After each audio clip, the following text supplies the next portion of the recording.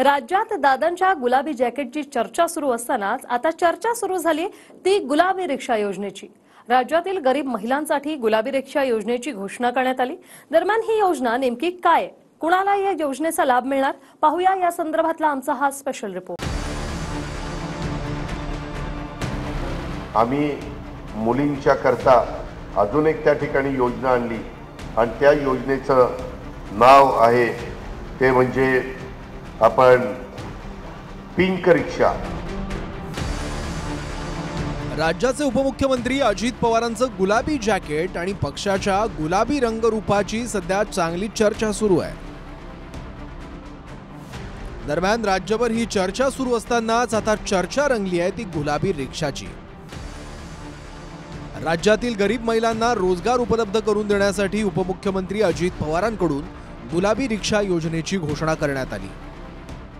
आम्ही मुलींच्या करता अजून एक त्या ठिकाणी योजना आणली आणि त्या योजनेचं नाव आहे ते म्हणजे आपण पिंक रिक्षा। ज्या गरीब महिला आहेत त्यांनी ऑटो रिक्षा शिकायची, त्यांचे 10% रक्कम तुम्ही भरायचे, 20% राज्य सरकारचे, 70% बँकेचं लोन। तिचा कलर पिंक असणार आहे आणि ती पिंक रिक्षा म्हणून ओळखली जाईल। ही योजना नेमकी काय आहे, कोणाला या योजनेचा लाभ घेता येणार आहे, बघूया। राज्यातल्या 17 शहरांमधील 10,000 महिलांना गुलाबी रिक्षा खरेदी करण्यासाठी अर्थसहाय्य मिळणार। गुलाबी रिक्षा चालवण्यासाठी महिलांना राज्य सरकारकडून सोयी सुविधा उपलब्ध करून देण्यात येतील। रिक्षा खरेदी करण्यासाठी 10% रक्कम महिलांना भरावी लागेल। रिक्षा खरेदी करण्यासाठी 20% रक्कम राज्य सरकार भरणार। उर्वरित 70% रकमेसाठी बँकेचं कर्ज मिळणार। कोणत्या शहरात किती महिलांना गुलाबी रिक्षा मिळणार ते पाहूया।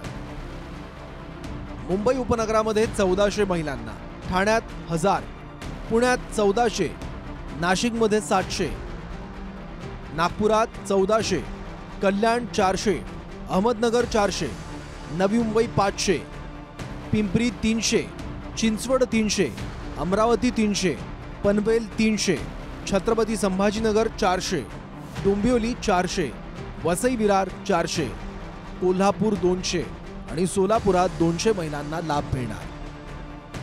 गुलाबी रिक्षा योजनेची घोषणा केल्यावर मंत्री शंभूराज देसाईंनी मात्र मिश्किल टिप्पणी केली।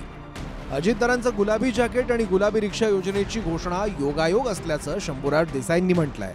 आपण पाहिलं जर असेल अर्थसंकल्पामध्ये रिक्षांचा विषय जेव्हा आला आणि रिक्षांची घोषणा जेव्हा महिलांना रिक्षा देण्याची झाली तेव्हा त्या गुलाबी रिक्षा द्यायच्यात हे अर्थसंकल्पामध्ये सभागृहात चर्चा झालेली आहे। तो योगायोग जुळून आला, दादांचं गुलाबी जॅकेट आणि त्या गुलाबी रिक्षा। रिक्षा, गुलाबी जॅकेट, सगळ्या गुलाबी गोष्टी होत आहेत आणि रंगाला माझं काही ऑब्जेक्शन नाही।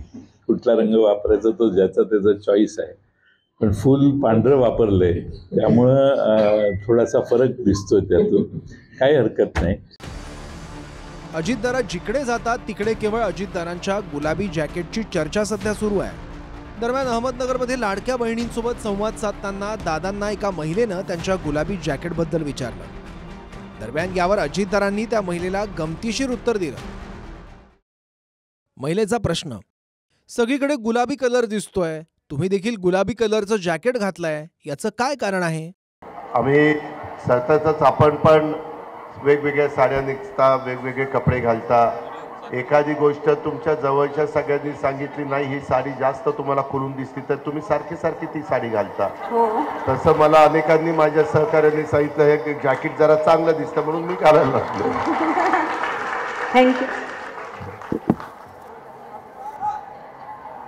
दुसरं काही कारण नाही, आपल्याला आवडतं आपण करायचं। अजितदारांच्या गुलाबी जॅकेटवरून विरोधकांनी देखील त्यांच्यावर निशाणा साधला। गुलाबी कलरमुळे फायदा होणार असं कोणीतरी सांगितल्यानं दादांनी 100 जॅकेट शिवल्याचा टोला आव्हाडांनी लगावला होता। दरम्यान मी गुलाबी जॅकेट घालतो तर इतरांच्या पोटात का दुखतं असं म्हणत अजितदारांकडून प्रत्युत्तर देण्यात आलं होतं। नरेश्वरवरून 200 कोटी रुपये घेतलेत, तो सांगत असेल की गुलाबी रंग कुठल्या तरी ते रंग तुम्हाला कुठला सूट होईल आणि तो कशा प्रकारे तुम्हाला भविष्यात मदत करेल आणि तुमचा उत्कर्ष कसा होईल ह्याच्यासाठी खूप लोक असतात ना सांगणारे की आज हा घाला, आज हा रंग घाला, आज तो रंग घाला, तुम्ही गुलाबी घाला त्याच्यामुळे कदाचित 100-1 जॅकेट शिवले असतील गुलाबी. अलीकडे सारखे पत्रकार म्हणतात, दादा तुम्ही पिंक कपडे घालायला लागला, काय झालं काय तुम्हाला? आता काय पिंक आहे काय? आता मला जे काही आवडतं ते मी घालतो, त्याच्यात इतरांना पोटात दुखायचं काय कारण आहे? आता तुमच्यासारखे काय म्हणतात, दादा जरा आज चांगलं दिसतंय जॅकेट, फोटो काढू का? आता तुम्ही चांगलं दिसता म्हणल्यावर मलाही बरं वाटतं, म्हणून मी परत तेच जॅकेट घालतोय. राज्य सरकारकडून अगोदर मुख्यमंत्री लाडकी बहीण, आता गरीब महिलांसाठी अजितदारांनी गुलाबी रिक्षा योजनेची घोषणा केली आहे. त्यामुळे दादांच्या पक्षाचा नवा गुलाबी रंग, दादांचं गुलाबी जॅकेट आणि आता गुलाबी रिक्षा योजनेची चांगली चर्चा सुरू झाली आहे. Bureau report, TV9 Marathi.